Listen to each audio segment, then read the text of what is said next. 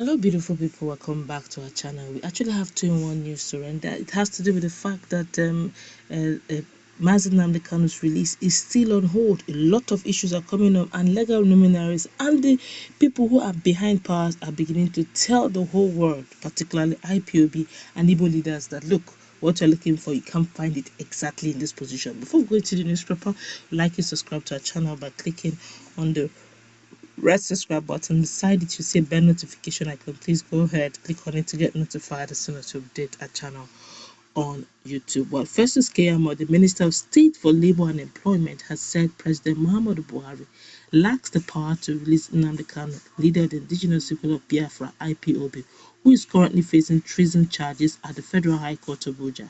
Mr. Keyamo, who spoke earlier, said since the matter is already in court, ordering Kanu's release will amount to interfering in the judicial process by the president. That's strong. He said it is illogical how Nigerians who are canvassing independence for the judiciary will be calling on the president to interfere in a case already in court. The president has no power to release him. Is he in the judiciary? On the one hand, people say there should be independence of the judiciary. On the other hand, they're saying the president should intervene in judicial process. So what do Nigerians want?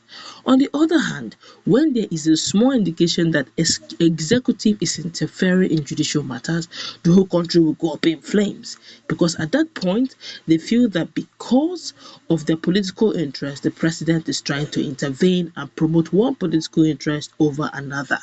Now, being a respecter for the rule of law, the president has allowed the judicial process to go on, and yet people are still complaining and going to him to interfere. I don't understand. There is a matter in court. You can't tell the president to go and intervene in the judicial process. One very crucial question I want to ask is that these same people who are pushing for the truncation of the judicial process, can they also do well to lead a delegation or to apologize to members of families of those people who have been brought down? Can they talk to them and appeal to them too? Families have been bereaved, people are dead, and those are Nigerians too, and they are people's children as well, that the president also presides over, just for the sake of equity. Can they just issue a statement apologizing to all those who have been brought down as a result of utterances by some of these people? I have not heard them apologize or say something of empathy to those people. Before the gentleman was brought to court, when mayhem was everywhere, I expected a delegation to have gone to Mr. President to condemn what was happening and then apologize. And we condemn what is happening and say we condemn what is happening and say we condemn what is happening and talk to your son to desist openly. I didn't see any of such things. Why did you keep quiet all this while and only came to the president when the young man was arrested? If my son still's in school now and they called me to the school to say your son has committed this act, I will first beat my son in the presence of everybody to show that I'm not in support of what he did. I didn't see them do that, he said. Well, it also recalled that some Igbo leaders led by First Republican former Aviation Minister Chief Mbazulike Amechi had visited President Muhammad Buhari at Aso Villa, where they requested the president to release Kanu, who was intercepted in Kenya in June. A lot of reactions has followed this statement. Don't forget that Festus Keyamo is also a senior person, senior advocate of Nigeria, SAN, and also he seemed to know quite a lot. But a lot of people have also come against him over so many statements he has made in the time past, saying he is more political than apolitical, being the fact that he's also a minister in this dispensation. But he's saying something quite unique. I could also remember that Nigerians have always he's a minister of justice, everyone knows that. But now the question now is they're saying that he is tilting towards being an APC, faithful, very strong member. Well, you wouldn't blame him much because that's where his pay is coming from. But he's also speaking as someone who's also in the judicial arm, doubling it also being also in an executive arm. One, he's a lawyer. Two, he's a minister.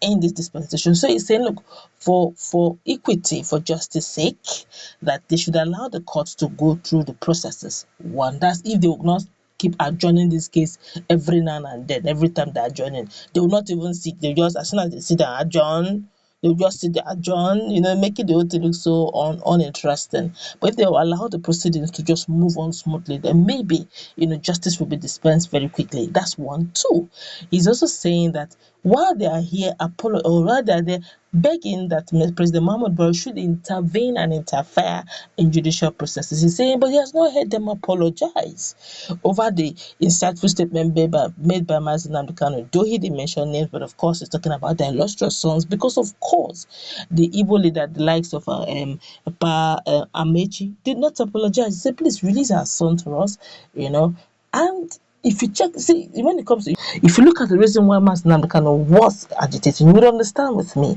or would understand with any other person, that the reason why he started doing what he was doing is simply because, there was, marginalization. There was that feeling of, not being involved, in the runnings of our affairs of the country, and they saw over the years as democracy kept on evolving that an Igbo person or Southeasterner have not really been one steering the affairs of the country. I'm talking about the president of this country. The one that was a bit closest to it was Jonathan Goodluck Ebele Jonathan, who actually is from the South region. So if you want to go by regional representation, you would agree with me that Southeasterners have really not sat on that seat, and they are saying, look, in other aspects, that this should be properly involved. Don't forget that the reason why that struggle died at the 1967 to 1970 was simply because they said there was no victor, no vanquish, but they agreed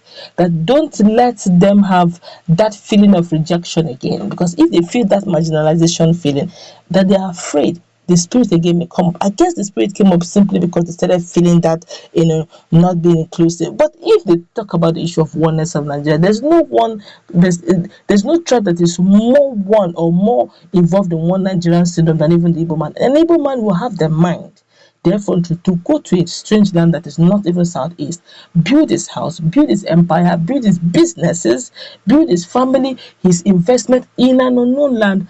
And the precedence, he uses it to employ people around that environment. Now, if you're asking for those who are even practically practicing one Nigeria, then it's an Igbo man. It's an Igbo man that will go to Alaba International Market and open a store. It's an Igbo man that will go down to Borno and open a spare parts store, regardless of the fact that there's insurgents moving on there. You now begin to understand that when it comes to the issue of even moving out, to their own country, they are going to be at a loss more. But yet, you keep seeing them saying they want a better country for themselves. But I guess I'm going to wrap it up. Let's listen to that conversation also take.